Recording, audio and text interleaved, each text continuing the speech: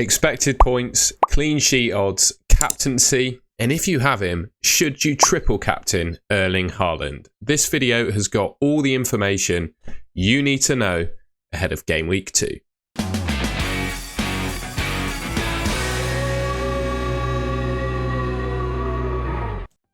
Alright, so we're going to start off this video, as I do with all of the videos in this Ultimate Guide series, by going through the top players for expected points by position. I've got one view that shows just Game Week 2 in isolation, and then another one which shows the next 3 game weeks. So looking at goalkeepers, the top goalkeeper for Game Week 2 is Ederson, and you'll see when we get onto the clean sheet odds, this is kind of reflected in, well, the clean sheet odds are reflected in these expected points basically. Man City heavily backed to keep a clean sheet against Ipswich at home. Alisson's in second place, less clean sheet odds, but I would say probably more potential for getting saves bonus for him. David Raya got a tough fixture actually away at Aston Villa. Nick Pope, I really quite like Nick Pope to be honest. I think Newcastle are pretty decent defensively, particularly at St James's Park. And with Nick Pope, he kind of guarantees to get saves bonus in some games, so I really like him as an option. I think 5 million is a good price. Steele of Brighton, Vicario, Sells, Dean Henderson, obviously unfortunate. He didn't get the clean sheet. He's very popular in the game at the moment. He obviously didn't keep a clean sheet in Game Week 1. And then Leno of Fulham on the list as well. So then, over the next few game weeks, Ederson is also the top goalkeeper for the next 3. Obviously, looking at those Man City fixtures, they're great. Ipswich, West Ham and Brentford. Can't rule out a Man City clean sheet, to be honest, in all 3 of those games. Nick Pope as well is up there.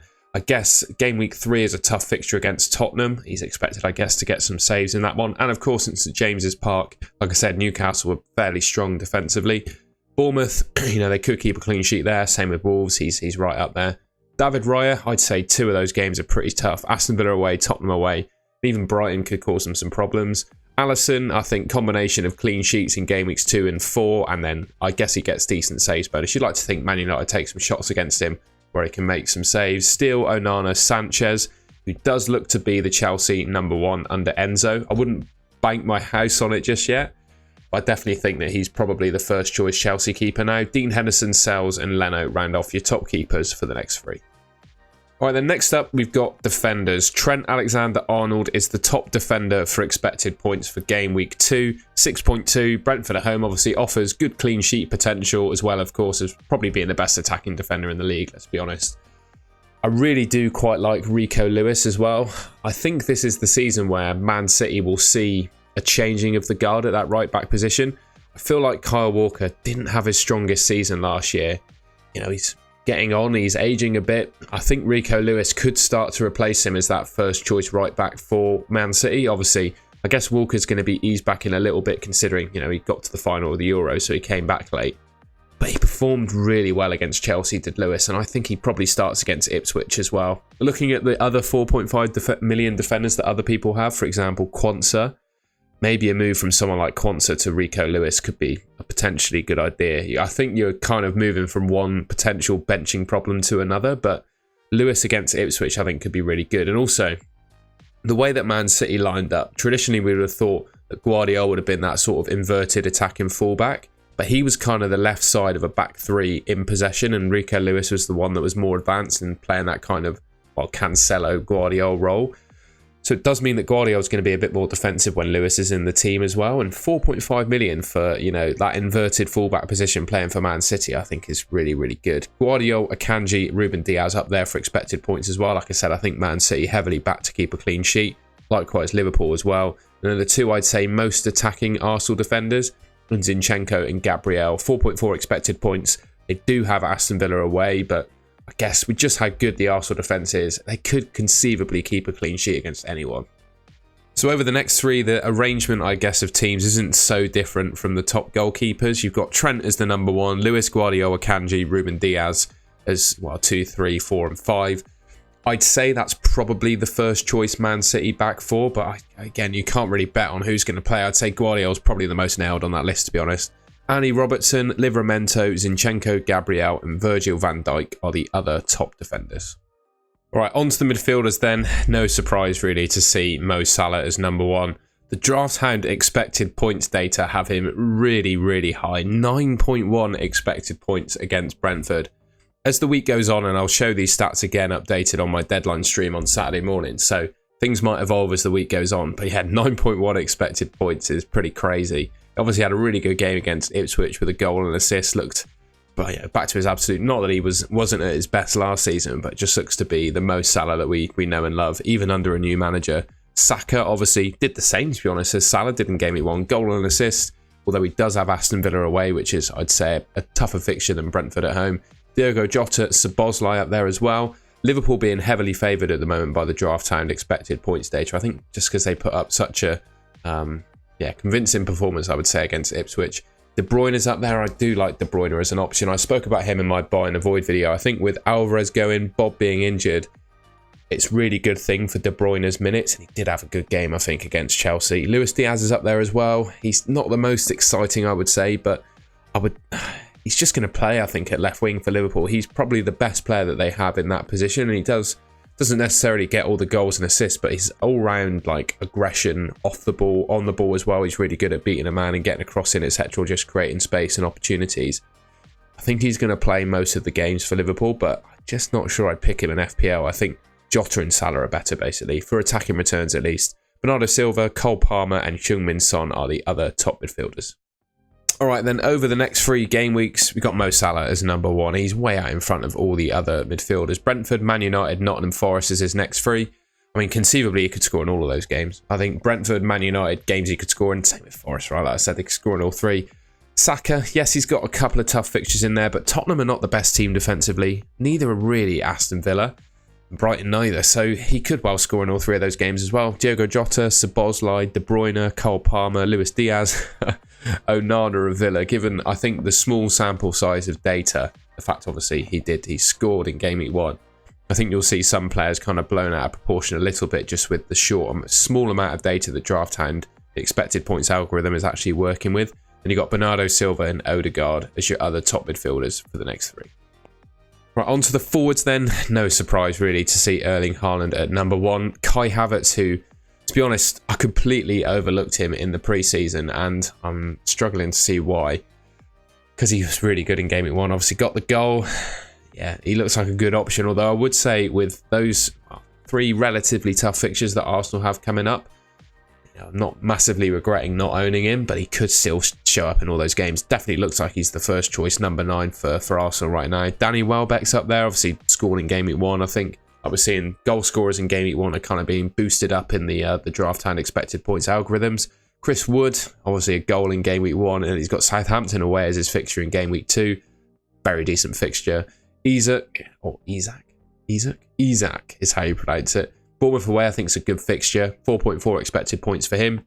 Darwin Núñez and Gakpo, I think those are expected points if they start, but you can see that red little symbol there suggests they probably don't. Wissa and Solanke are your other top forwards for Game Week 2. Wissa obviously with a goal and I believe an assist as well in Game Week 1. And Solanke still hasn't played at the time that I'm making this video, but he's in my team at the moment. I think he could be a really nice option for Spurs. Over the next 3 games, it's not looking all that different from what we've just seen there, really. Haaland, Havertz, Welbeck, Wood, Isak, Darwin Núñez, Watkins, Wissa, Gakpo and Mateta are your top forwards for the next 3. I mean, ultimately, looking at the midfielders and defenders, there are a lot more options in those positions than the forwards, just because most teams in the Premier League line up with 1 striker. There are only 20 teams in the league, so realistically, when you're looking at the top 10 forwards, kind of almost predictable as to who they're going to be, I would say. But still interesting, of course, to look at the expected points.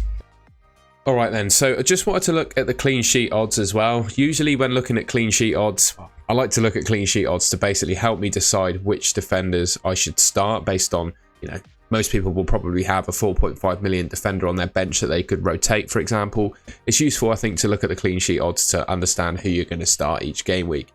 Now, usually I say teams below 30% I'd be uncomfortable starting players from, but I think I would change that to 25. Teams for Game Week 2 above 25% to keep a clean sheet, I think I'd be relatively comfortable starting. So I think Man United could keep a clean sheet against Brighton. Same with Crystal Palace, Newcastle and Fulham, to be honest. And then the rest of the teams, yeah, I think that kind of stacks up. So any teams above that sort of 25% threshold, I think I'd be relatively comfortable starting from. Anything below that, a little bit uncomfortable, I would say. Interesting though, we got two teams, Man City 67% to keep a clean sheet against Ipswich. I think it's rare you even see a team above 50. So to see a team all the way up on 67% to keep a clean sheet, it's really, really high. Liverpool also on 60 as well. So that's obviously why you're seeing the top defenders, top goalkeepers dominated by Liverpool and Man City players at the moment. But yeah, those are your clean sheet odds for Game Week 2. I just wanted to do a whiz through a few expected points data sources to decide on captaincy, basically. Here we're seeing that Salah, according to Drafthound at least, we've gone through the expected points data there.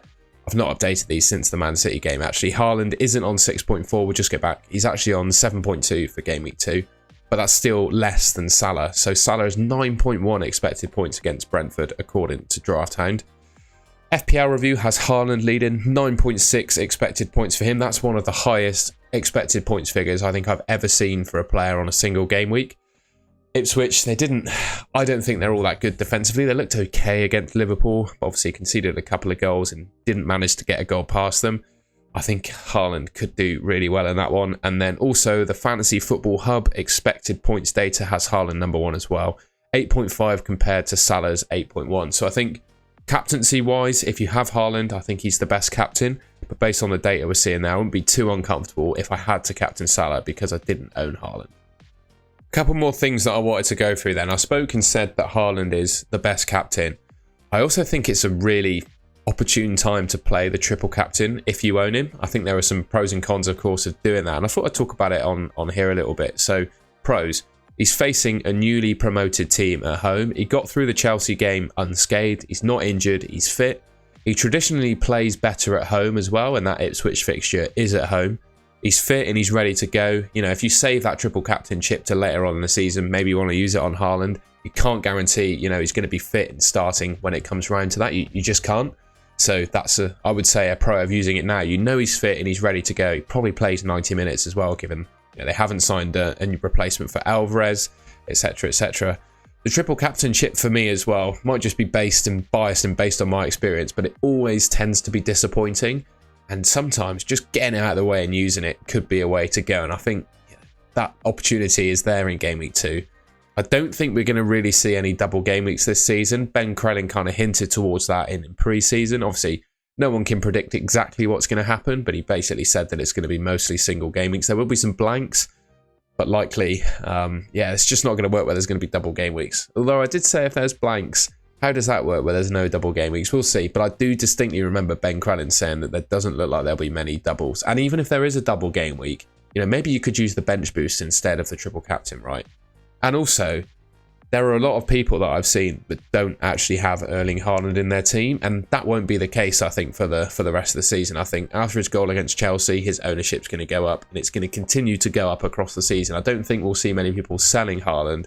We'll see more and more people buying him. So owning, Haaland at this time, where he's probably going to be the lowest owned he's ever going to be this season, if you've got the triple captain available, it could be a good time to use it and get ahead of those people who don't have him. Cons-wise, I don't think Ipswich though. I would use the triple captain basically against a newly promoted team. I think the gulf between the 3 promoted teams and the rest of the Premier League is huge. It's happened last season as well. The 3 promoted teams went straight back down. I think that could well happen this season. I would say Ipswich at the moment are probably the strongest of the 3 promoted teams. I don't think Leicester have done anything really in the transfer market. They sold their best player, changed their manager. It doesn't look good for Leicester. Southampton, I just feel a bit meh about them, to be honest. And I do think Ipswich have a bit of excitement behind them. They got a really good coach, signed Sammy Smodics, the top scorer from the Championship last season. Have some really good players that tore it up in the Championship last year. I think they're probably the best of the promoted teams. So, con being maybe better used against Southampton and Leicester. It's obviously only game week 2. There could be, I don't know, I said Ben Crellin said there probably won't be, but there could be double game weeks or just better opportunities to use it later on. And I have found, right, it's not the case. He obviously scored a goal against Chelsea, but in some games, Haaland can just disappear and not do anything. So that's a con, not necessarily a con of triple captaining, against Ipswich, but more of a con of the player himself. I thought it would be useful to compare the promoted teams defensively and their performances last season as well, because if I'm looking at the triple captainship, I'm probably going to be using it when a player I have in my team, a good player I have in my team, is facing a newly promoted side. Because like I said, I think the gulf between the 3 promoted teams and the rest of the Premier League is so big. I don't think there's the rest of the teams, there's one as weak as the promoted teams. You've got obviously Ipswich, Southampton, Leicester are the 3 promoted teams. And these are their stats in the Championship defensively last season. So you got goals conceded and then expected goals conceded. Now, if you look at the stats, Leicester are by far and away the best. They conceded, 16 less goals in the second place, Ipswich. And what's that? 22 less goals than Southampton, and expected goals conceded, they're the lowest as well. What I would say though, expected goals conceded wise, they're a little bit closer, right? So that's just one thing to bear in mind. And also, I think the way that Leicester kept their clean sheets in the Championship last season was by having, or conceded the fewest goals of these 3, I guess. It's just by having more possession. I don't think player for player, there's all that much between them defensively. Like Wout Faes and Vestergaard at centre-back, I think are going to get found out in the Premier League. Likewise, Bednarek for Southampton and players for Ipswich like Greaves, etc. Don't think they're going to be massively strong in the Premier League. I just think Leicester kept more clean sheets and conceded less goals just because they had more possession. And it's obviously harder to score goals against a team with more possession. But comparatively, right, you look at these 3 promoted teams, look based on the stats of last season, Southampton defensively are the weakest, Ipswich are middle ground, and Leicester are the strongest. So I just thought it'd be useful basically to compare the teams defensively on their performances last season, because you're going to want to use, in my mind, that triple captainship against a promoted team. The final player I wanted to talk about is Brian Mbeumo. Tony was left out of the Brentford team for game week 1. Thomas Frank said, basically, looks like he's going to move. He's either going to go to the Saudi Arabian, I think it's Al Ahly that are offering him some outrageous contract and transfer fee, or obviously go to another Premier League or European club. But it does look like Tony is going to leave Brentford this window. And if he does, that just leaves the door completely open for Brian Mbeumo. Only 7 million, class as a midfielder. When Tony doesn't play, Mbeumo is just the absolute Brentford talisman. Obviously scored against Crystal Palace in game week 1. It's a really good goal as well. Links up really well with Visser. And also I've used these Rob T FPL, well, his stats in previous videos where he gets betting market data and produces goal scoring odds, clean sheet odds, expected points, all of that kind of thing. And the betting markets now project Mbeumo, should Tony leave, to score 26% of Brentford's goals. That's a lot.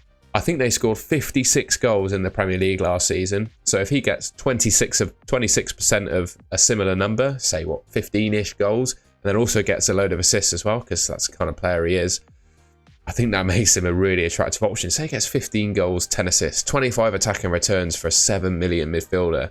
That's insane. And the fixtures are relatively tough for the next few, but come sort of game week 5, game week 6 time, I think he could become a really good option, particularly, of course, if Tony leaves. All relies on Tony leaving, but I think the signs are good. Well, not for Brentford, but from an FPL perspective, that he could do.